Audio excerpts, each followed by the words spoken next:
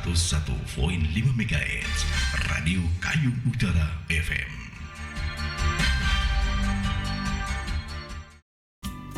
Saat ini di studio RKO yang beralamat di Jalan Manunggal nomor 19 Sukadana telah hadir narasumber kita yang tentunya tidak asing lagi, ada Bang Abdul Hoir. Gimana kabarnya nih Bang Abdul, sehat? Alhamdulillah sehat Mbak Emi. Sehat. Mohon maaf lahir dan batin juga nih, mumpung masih dalam suasana Hari Raya Idul Fitri. Bang Abdul, tema kita untuk edisi hari ini yaitu tentang rekrutmen PPK. Iya. Di Pilkada serentak di tahun 2024. Oke, silakan nih Bang Abdul. Iya, terima kasih Mbak Emi. Selamat siang, salam sejahtera untuk kita semua sahabat-sahabat RKU di manapun Anda berada, baik yang di live streamingnya atau yang stay tune di 101-nya, tetap di radio. Sekarang radionya juga bisa menggunakan HP. Semoga kita tetap berbahagia. Hari ini edisi 24 April. Edisinya memang sedang tahap di KPU Kabupaten Kalimantan Utara khususnya dan seluruh Indonesia sejak tanggal 23 April sampai tanggal 29 nanti KPU akan membuka pengumuman dan pendaftaran rekrutmen badan ad hoc. Untuk episode sekarang ini episodenya adalah panitia pemilihan tingkat kecamatan. Untuk di Kabupaten Kalimantan Utara ada 6 kecamatan, jadi akan dibuka pendaftar untuk 6 kecamatan mulai dari Sukadana, Simpang Hilir, Teluk Batang, Seponti, Pulau Maya dan Kecamatan Karimata. Semua pendaftarannya dibuka umum tidak terkecuali. Terkecualinya dalam tanda kutip bagi teman-teman yang masih berafiliasi atau terkoneksi dengan peserta pemilu. Saat ini pengumuman setengah berlangsung dan proses pendaftaran pun juga sudah dibuka. Kami di KPU Kabupaten Utara menyediakan helpdesk baik bisa didatangi langsung, juga bisa diinteraksi melalui pesan WhatsApp. Nomor handphonenya juga sudah tersedia. Oke, pembukaan ini kawan-kawan masyarakat Kabupaten Utara, kami bisa kawan-kawan membuka saja nanti di aplikasi Siakba. Pendaftaran kita tidak perlu repot-repot lagi datang KPU, bisa di rumah dengan tetap mengakses aplikasi di website KPU Kalimantan Utara dengan cukup mengklik siakba.kpu.go.id. Silakan di situ nanti bisa langsung melakukan pendaftaran dengan mendaftarkan akun register dulu. Nah, setelah membuka websitenya Siakba, aplikasi Siakba, nanti kita register. Bagi teman-teman yang kemarin sudah mendaftarkan dirinya di PPK di periode sebelumnya, PPS berikutnya, bisa menggunakan email atau register yang lama. Hanya mengupdate saja. Oke, jadi tidak masalah nih Bang Abdul ya bagi yang kemarin sudah mendaftarkan diri sebagai PPK atau PPS untuk ikut kembali dalam rekrutmen PPK pemilu di 2024 ini. Ya, semua berkesempatan. Kawan-kawan yang kemarin masih mendaftar di KPPS, periode ini bisa, di PPS bisa, di PPK juga bisa. Kenapa semua bisa? Karena ini terbuka. Tidak terkecuali, ya kalau terkecuali tetap teman-teman yang di peserta pemilu belum bisa karena aturannya memang mereka harus bebas dari partai politik dan peserta pemilu minimal 5 tahun. Itu yang harus netralnya dulu. Tapi masyarakat umum silakan, pendidikan minimal SMA silakan mendaftar. Nah Bang Abdul ya, tentunya buat para pendengar juga masyarakat Kabupaten Kalimantan Utara ini sudah diinformasikan sebelumnya ya Bang Abdul ya. Jadi mungkin bisa diulangi kembali nih batas waktunya untuk melakukan pendaftarannya nih Bang Abdul. Iya, untuk PPK kami mengumumkan mulai tanggal 23 sampai 27 itu pengumumannya. Tapi pendaftarannya tanggal 23 sampai tanggal 29. Untuk tanggal 29-nya kami membuka sampai tanggal 28-nya kami buka hanya jam kerja saja. Tapi untuk tanggal 29 kami buka hingga 23.59. Jadi special edition untuk hari terakhir kami tunggu hingga ya 00 malam lah. Spesial. Jadi spesial juga nih ya nanti untuk di hari terakhir tepatnya tanggal 29 April ya Bang Abdul ya. Iya, 29 Aprilnya. Mm-mm. Untuk hotline-nya ke masyarakat Kabupaten Kalimantan Utara, khususnya baik yang ada di Kabupaten Kalimantan Utara atau yang sedang di luar, Mm-mm. silakan menghubungi layanan kontak di 08 Mm-mm. 5752 Mm-mm. 663066 atau di Mm-mm. 0852 4508 2135. Jadi memang untuk pengumuman sudah disampaikan, Mm-mm. kemudian untuk batas terakhir pendaftaran itu pada tanggal 29 Iya. April 2024. Nih Bang Abdul nih boleh kan dong dibocorkan sedikit ini pemilu di tahun 2024 ini dilaksanakan ini kira-kira bulan berapa nih Bang Abdul? Ya, sesuai PKPU 2 2024, Mm-mm. tahapan pemilu kita sudah start ya, sudah Mm-mm. running. Untuk puncaknya, untuk pemungutan suaranya insya Mm. Allah akan dilaksanakan tanggal 27 November. Ya, Oke. banyak yang bilang 27 Oktober, bukan, 27 November Oke. 2024. Ya, kita akan memilih dua pemilihan, Mm-mm. yakni pemilihan gubernur Kalimantan Barat dan Mm-mm. pemilihan bupati Kabupaten Kayong Utara. Dan surat suaranya insya Allah lebih mudah dan lebih simpel karena ada fotonya. Dan surat Oke. suaranya akan lebih gampang, kecil. Oh, Kalau kemarin DPRD, mm-mm. DPR itu akan lebar ya, Iya. dan nama semua. Jadi banyak ini juga sedikit membingungkan ya khususnya Iya, untuk masyarakat kita yang memang mereka tidak bisa membaca. Ini sebelumnya iya juga saya betul. mohon maaf ya. Mm. Jadi ini sangat kesulitan sekali bagi masyarakat kita tadi ya.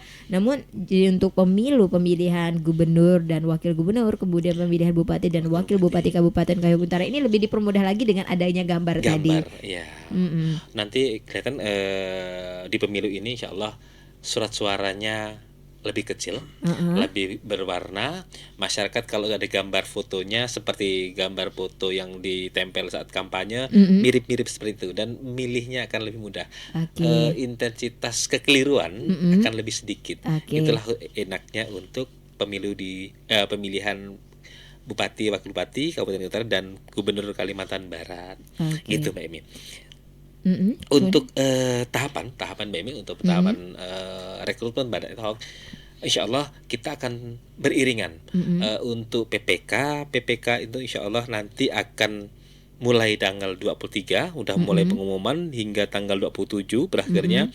Penerimaan pendaftar mulai tanggal 23 sambung hingga tanggal 29 tadi. Mm-mm. Perpanjangan jika memang tidak cukup dari 3 kali kebutuhan. Mm-mm. Nah, kebutuhan kita kan per kecamatan PPK itu 5.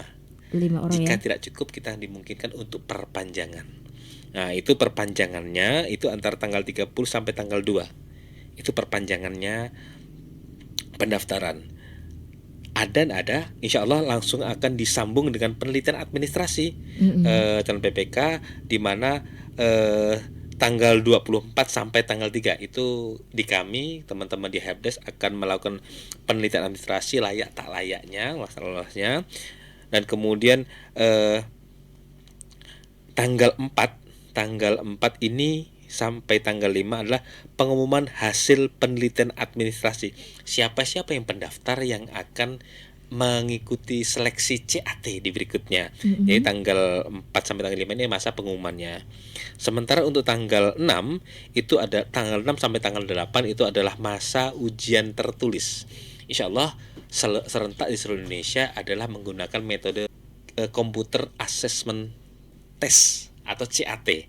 Dengan CAT dengan komputer khusus untuk wilayah Kalimantan Barat sebagian besar adalah CAT. Mungkin ada beberapa wilayah yang mungkin terisolir jaringan komputer atau internet susah, seperti wilayah Papua atau wilayah yang lain akan menggunakan tes tertulis manual. Tapi sebagian besar di Indonesia adalah menggunakan CAT.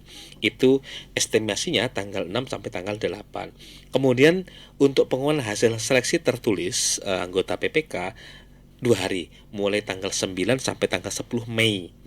Kemudian saat kami umumkan itu, kami sangat mengharapkan sekali peran serta dari seluruh lapisan masyarakat, termasuk teman-teman pendengar RKU, untuk memantau hasil pengumuman kami, karena itu adalah masa tanggapan masyarakat. Siapa-siapa yang lolos setelah CAT, kami juga selain melakukan verifikasi administrasi di tanggal 24 April sampai 3 Mei itu, dimungkinkan kami tidak bisa secara maksimal meneliti calon-calon yang lolos. Maka Oke. di tanggal 4 Mei sampai 10 Mei itu masa tanggapan masyarakat. Masukkan tanggapan masyarakat. Silahkan masyarakat memantengi nama-nama siapa. Mbak Emi lolos. Oh, Mbak Emi ini kemarin partai politik ini, caleg ini kok lolos. Iya. Sampaikan catatannya itu. Sehingga kami tahu, oh Mbak Emi kemarin ini kekeliruan di KPU nih. Eh, DCT caleg 2024 kok lolos di administrasi. Sampaikan tanggapan itu, kami koreksi bahwa oh ya, kekeliruan kami akan dicoret. Sehingga nama-nama yang lolos itu benar-benar netral, sebenarnya memiliki kualifikasi yang dibutuhkan, sehingga netralitas juga tetap terjaga. Itu masa tanggapan masyarakatnya sangat kami butuhkan mulai tanggal 4 sampai tanggal 10 Mei. Lumayan banyak, panjang 7 hari.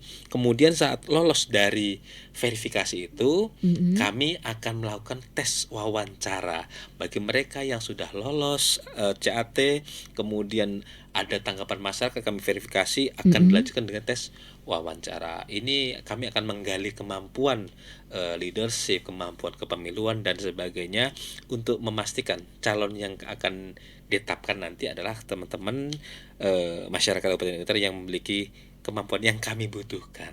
Gitu Mbak Uni. Itu seleksi wawancara. Kemudian pengumuman hasil seleksi tanggal 14, kemudian penetapannya tanggal 15-nya, dan pelantikannya insya Allah tanggal 16 Mei 2024. Itu Mbak Emi. Oke, terima kasih Bang Abdul. Aduh, tadi sudah dijelaskan nih tentang tata cara Tanggal-tanggalnya. tanggalnya Sudah dijelasin nih. sampai tanggal berapa. Oke, lanjut Bang Abdul. Ya, setelah tanggal-tanggalnya jelasin, kemudian daftarnya melalui apa, sekarang coba kita ulik sedikit terkait persyaratannya. Nah, persyaratannya sama seperti persyaratan pada umumnya, dan ini juga berlaku tiap tahun. Yang pertama pasti warga negara Indonesia. Kalau warga negara asing sementara tidak boleh, karena ini khusus untuk kita, usia minimal 17 tahun. Begitu, dan dibuktikan dengan kemudian KTP.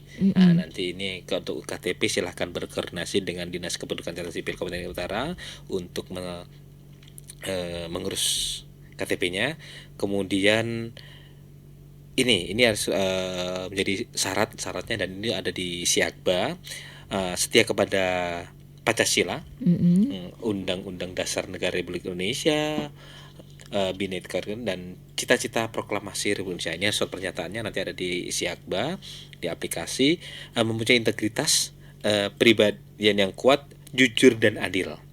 Kemudian tidak menjadi anggota partai politik atau tidak lagi menjadi anggota partai politik paling singkat 5 tahun. Nah, ini menjadi syarat yang harus dibuktikan dengan pernyataan. Nanti dibuktikan, kami juga akan cek di Sipol, cek di Silon, di aplikasi yang ke partai politik yang kami miliki untuk mengakses itu.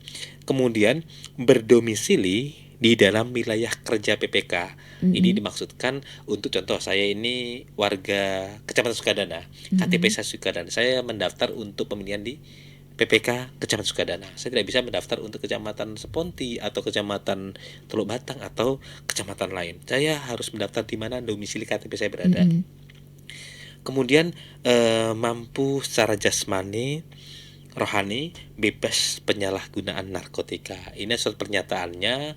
Kalau soal kesehatan nanti silahkan menghubungi puskesmas, mungkin juga rumah sakit atau klinik yang bisa dokter menandatangani surat kesehatannya. Itu surat keterangan. Kalau untuk rohani nanti ada surat pernyataannya, penyalahgunaan narkotika surat pernyataannya. Kemudian pendidikan ini untuk PPK minimal SMA sederajat, bisa aliyah, bisa paket C ya. Kalau SMA itu bisa dilampirkan ijazah terakhirnya. Itu disampaikan dalam aplikasi. Tidak pernah dipidana penjara berdasarkan keputusan pengadilan yang telah memperoleh kekuatan hukum tetap karena melakukan tindak pidana. Ini perlu juga dilampirkan. Kelengkapan persyaratan, Mbak, ini juga surat pendaftaran sebagaimana calon anggota PPK menggunakan formulir pendaftaran sebagai calon anggota PPK. Ini lembarnya saat kita masuk di aplikasi sudah kita mendaftar, nanti tinggal ngisi saja ini. Semua formatnya kalau dulu kita fotokopi dulu, diisi atau mungkin ketik di Word. Nah, sekarang sudah di aplikasi sudah ada. Tinggal kita ngisi-ngisi saja. Kemudian kita download, kita tanda tangan, kita upload kembali. Fotokopi kartu KTP elektronik 1 lembar, ijazah terakhir juga, surat pernyataan itu yang tadi saya sebut di awal, surat pernyataan setia kepada Pancasila, tidak menjadi partai politik, bebas penyalahgunaan narkotika, tidak pernah terpidana, tidak pernah jatuhin sanksi pemerintah tetap oleh KPU. Kalau memberikan PPK, PPS atau KPS pernah kami beli etik, ada pernyataannya kalau memang itu bebas bisa juga dilampirkan, tidak menjadi tim kampanye, surat juga sudah ada surat pernyataannya. Di dalam formulir itu tidak menjadi ikatan perkawinan. Nah, ini uniknya penyelenggara. Tidak boleh antara anggota KPU, istrinya di PPK, tidak boleh. Oh, tidak boleh ya. Atau di PPK, istri nanti di PPS, tidak boleh. Salah satu harus memilih. Tidak ada ikatan perkawinan. Itu uniknya di penyelenggara. Hal itu juga menjaga netralitas. Nah, jadi itu tujuannya tadi ya, untuk menjaga netralitas tadi ya Bang Abdul ya. Jadi memang ini sudah menjadi syarat yang harus dipenuhi oleh bagi yang ingin mendaftarkan diri untuk menjadi PPK atau PPS tadi ya. Iya, betul Mbak. Kemudian caranya juga alhamdulillah ini juga efektif Mbak Emi. Kami di awal-awal kemarin kami di pengalaman 2024 pemilunya kami agak selektif dalam seleksi KPPS, di mana kami juga melampirkan penyakit komorbid. Pengalaman 2019 ini mungkin sudah menjadi pengalaman kita. Pemilu kita banyak menelan korban jiwa, meninggal, sakit dan macam-macam sampai 700 sekian. Alhamdulillah di 2024 pemilu ini kita jauh, bahkan 200-an, dan nyampe 200-an. Karena wilayah Papua belum input datanya, yang meninggal dunia itu jauh dari 700-an itu 100-an, lebih, hampir 200-an lah jumlahnya seluruh Indonesia. Jadi kan sangat signifikan saat kami lampirkan persyaratan jumlah batasan usia di KPPS sampai 55, kemudian menyertakan persyaratan yang juga di PPK ini kami lampirkan tidak memiliki penyakit penyerta komorbid, mungkin yang jantungan atau penyakit-penyakit yang faktor kelelahan, sehingga ini dilampirkan, sehingga itu menjadi persyaratan kami untuk meminimalisir lah, karena tahapan itu tidak mengenal jam kerja tapi penuh waktu pekerjaannya. Start dari sehari sebelumnya nyiapkan lokasi TPS, nyebar undangan TPS itu KP pemilih, besoknya pemilihan sampai malam, sampai besok pagi. Kalau memang itu tidak siap tenaganya, pasti langsung ngedrop ya Bang Abdul. Tapi alhamdulillah untuk pemilu yang dilaksanakan kemarin, jadi tahun 2024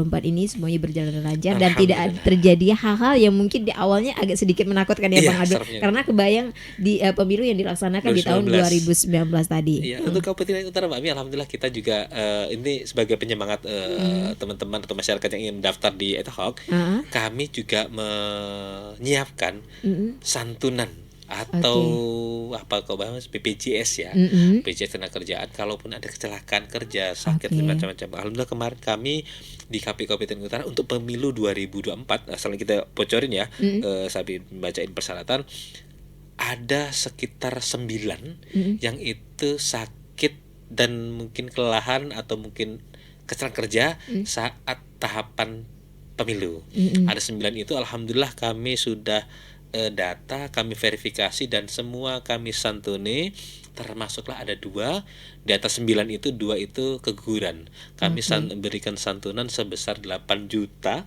Langsung kami serahkan, pertama ada yang simbolik kami hadirkan kantor karena rumahnya dekat, satu kami datangin ke kediamannya, kami santun berikan, baik itu yang KPPS-nya dan juga Linmasnya. Kalau Linmas kan ini direkrut oleh pemerintah kabupaten melalui Satpol PP, kami penggunanya, tapi tetap juga kami lindungi kesehatan dan kecelakaan kerjanya. Alhamdulillah jauh dari yang sebelumnya, tahun sebelumnya kami tidak ada yang kami santuni, tapi alhamdulillah tahun di pemilu 2024 kami siapkan dan alhamdulillah tersampaikan. Mudah-mudahan di pilkada nanti tidak ada yang menggunakan.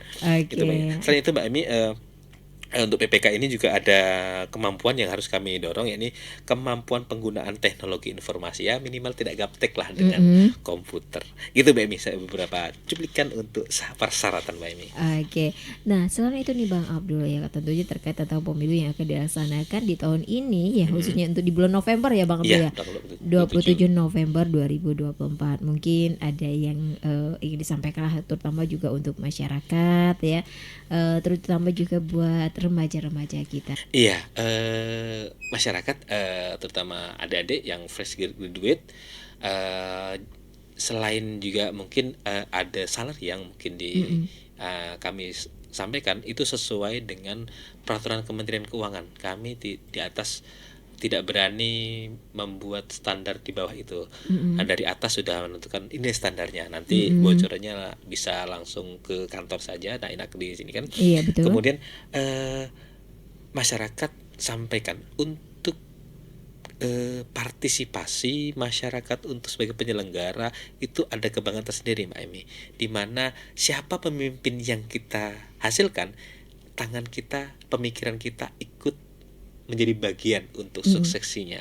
Jadi situlah kami ajak masyarakat, ayo sukseskan pemilihan di Kabupaten Utara untuk bupati dan gubernur, ikut mendaftar di PPK untuk yang sekarang. Kemudian kalau memang belum berkesempatan, silakan untuk daftar di tingkat PPS, tingkat desa. Tingkat desa itu ada 3 orang. Insya Allah nanti perkiraan tanggal 2 Mei kami akan insya Allah akan pengumuman untuk rekrutmen untuk tingkat PPS-nya. Tapi untuk sekarang silahkan kawan-kawan untuk menggali pengalaman kepemiluannya di tahapan pemilihan bupati dan wakil bupati Kabupaten Utara dan gubernur wakil gubernur Kalimantan Barat. Persyaratannya mudah dan itu tidak terlalu ribet. Kalaupun persyaratan administrasi, kami cukup mendaftar melalui Siakba saja, bisa di rumah. Setelah nanti sudah terprint suratnya, tinggal dihantarkan saja fisiknya di tanggal 29 sampai malam kami tunggu perlengkapan itu. Kalaupun masih sulit untuk mengakses, kami juga ada video-video tutorial cara mengisinya. Silakan kontak kami di hotline-nya KPU. Kami perlu tutorial nih. Kami kirim video untuk tutorial cara pengisiannya. Mungkin ada yang pernah kemarin sudah memiliki akun Siakba tapi lupa nih, lupa passwordnya. Kami akan dampingi gimana cara untuk dapat mengakses kembali, cara merestart, cara mengaktifkan kembali. Silahkan hubungi kami di KPU Kabupaten Utara. Bisa kunjungi di medsosnya, bilakan silahkan komen aja di medsosnya, kami akan respon. Kami daftar tidak bisa masuk nih, akun kami terblokir nih, kami lupa password.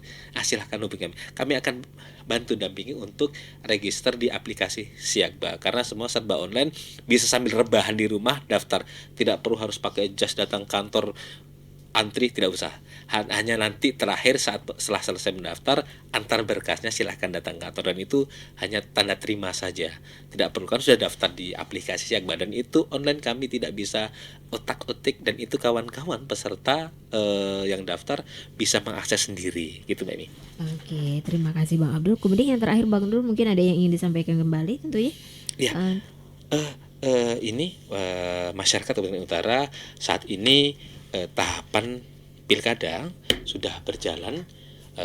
Silahkan kawan-kawan masyarakat untuk tetap melihat, memastikan bahwa insya Allah sebentar lagi kami akan mendata masyarakat, data pemilihnya yang insya Allah akan jadi pemilih. Kemarin di KPU Kabupaten Utara data pemilihnya 91.129. Akan kami verifikasi kembali data pemilihnya.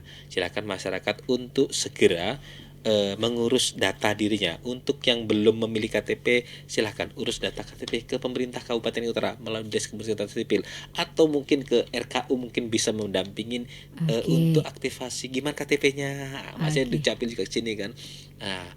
Hal-hal lain kami silakan, kami membuka diri, semua informasi kami posting, kami sebarluaskan melalui akun medsos di KPU, ada di IG, ada di di Twitter, yang terbaru TikTok. Nah, ini juga ada informasi-informasi kepemiluan. Silahkan kunjungi jika ingin ada pertanyaan atau ingin mendapatkan data, silahkan bisa mengakses dan insya Allah akan kami respon. Mudah-mudahan bisa maksimal interaksi antara pemilih dan kami di penyelenggara pemilu.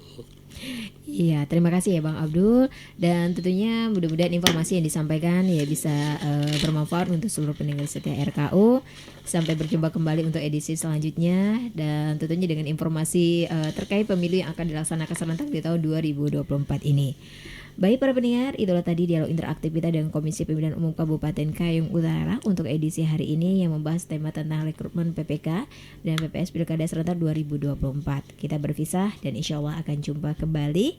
Akhir kata saya ucapkan, wabillahi taufiq wal hidayah. Wassalamualaikum warahmatullahi wabarakatuh.